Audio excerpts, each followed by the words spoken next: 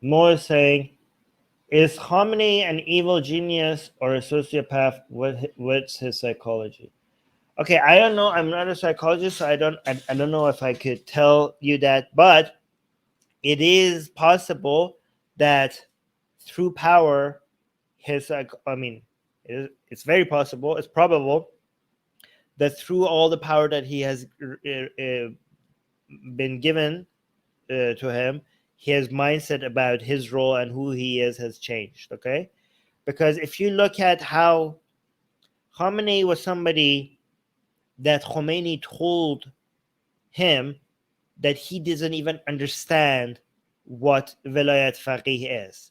Imagine how insulting that is. The person that is in charge of everything that is Vilayat Faqih today in Iran was told by the founder of Vilayat Faqih that he doesn't understand Vilayat Faqih. Okay? That must have been such an insult. And Khamenei was a person that when he was appointed as the supreme leader in Iran, the first thing that he said was that you have to cry blood for a nation that I am the leader of. That was the first thing he said. All right. And then when also you have to understand that when he came to power, he was kind of appointed by Rafsanjani, who became the president at that time. And at that time, their supreme leader was not supposed to have been, I think, in Rafsanjani's mind, a very serious position anymore after Khomeini's death. Okay, so the president was the end of the main figure that was supposed to rule the country, and that's why the president Rafsanjani made himself the president. Okay, and put Khamenei, somebody that he thought probably that he could control, in the position of the supreme leader. Okay, but the miscalculation of Rafsanjani. So I'm just thinking, like, at that time Khamenei probably didn't think much of himself, especially because he himself was somebody who highlighted that he doesn't have the credentials required to be a supreme leader. He even pointed out a whole bunch of other people that, from a religious perspective, had much higher credentials than him that would have been a much better fit for a supreme leader, right? But that was exactly why I think Rafsanjani made him the supreme leader, because being aware of how low he is, Rafsanjani thought that, I could just take this away from you. You know you don't deserve this. I know you don't deserve this. So you probably would be somebody who would be easier to control compared to somebody that think that this is obviously my role, right? But what happened is that the constitution of Iran for some reason, gave Khamenei a whole bunch of roles, I think, left over by Khomeini, that Khamenei just realized, like, hey, I have a lot more power given to me through constitution. And through the backing of the IRGC, Khamenei all of a sudden became not just a supreme religious leader, but a supreme everything leader. So I think the way that they wanted to structure this is that Khamenei, you be the head of religious things, and I be the head of actual things. How about that? Okay, you be the Pope of Iran, and I be the president of Iran. Okay, you do the realm of ma'naviyat and like religious and like spiritual things, and I rule the country. Like, how about that? Okay, but then Khamenei had access to the IRGC, and the IRGC was the head of so he became the head of the armed forces. And you're like, hey, okay, you're in charge. Well, I control all the guns, and the guy who controls all the guns, Rafsanjani soon realized that he controls everything.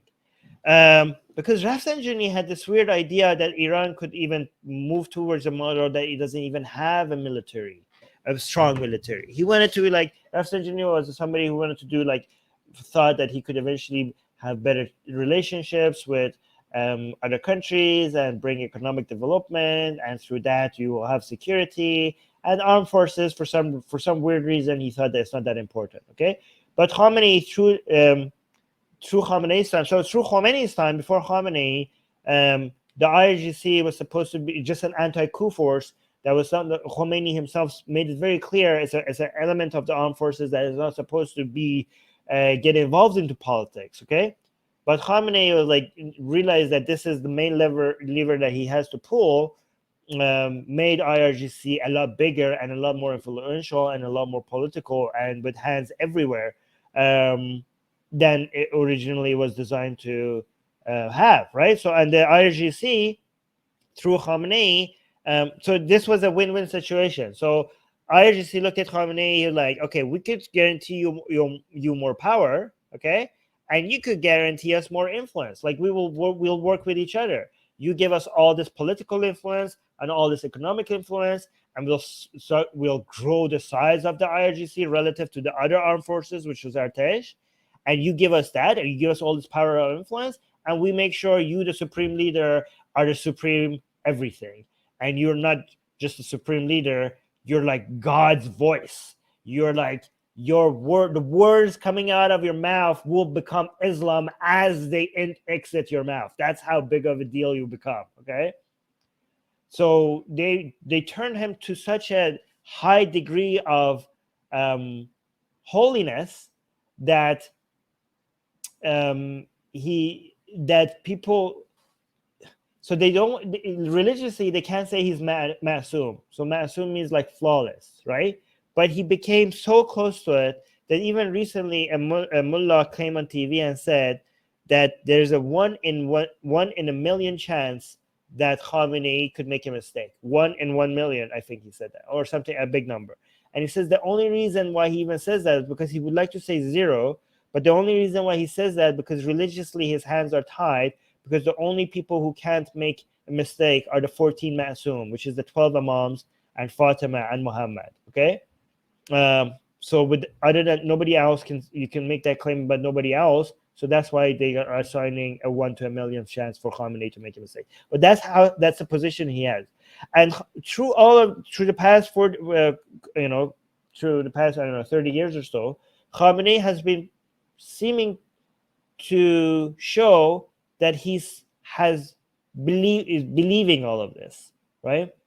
Like he makes statements about God giving him a major responsibility, or certain other things that he says that he has.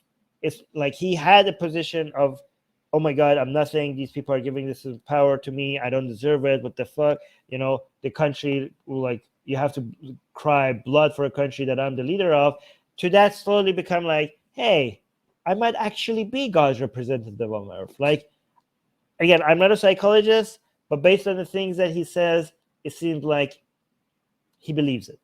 Again, I don't know. Maybe I can't know what happens in someone's mind. So whether or not he's a genius, it might be not a genius of one mind. It might be that managed to get him to the position where he is, because I think it was a collective effort. It was a collective effort of Khamenei and the people who were in charge of IRGC at the time. So I don't know if you could attribute. I do know that he's not a dummy. Okay, like for him to be able to go to a position, and he eliminated his oppositions, and potentially including Rafsanjani. So if you guys don't know, Rafsanjani died in mysterious circumstances, and it was potentially Khamenei that removed them from power, like from not just power but from life. Anyways, he has been successfully eliminating all the people that have been challenging his authority, or removing him from positions of power, or house arresting them, or all sorts of other things. Okay, and he has survived against all odds. So I don't know. He's no dummy. Like, he must have been doing something right for him to be this successful. But again, I don't want to attribute all of it to him.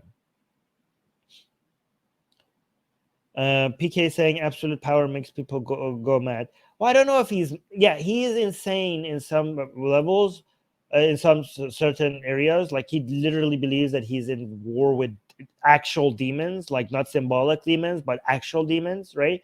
So he is mad in that sense. But politically, he has been proven to be extremely effectively strategic. Yeah, and Susanna is saying absolute power corrupts absolutely. Exactly. If you'd like to send me your questions for me to answer during our Q&As, become a patron. If you would like to have a discussion with me live on air at the end of the Q&As, become a YouTube member. Link to both is in the description. Thank you for your support.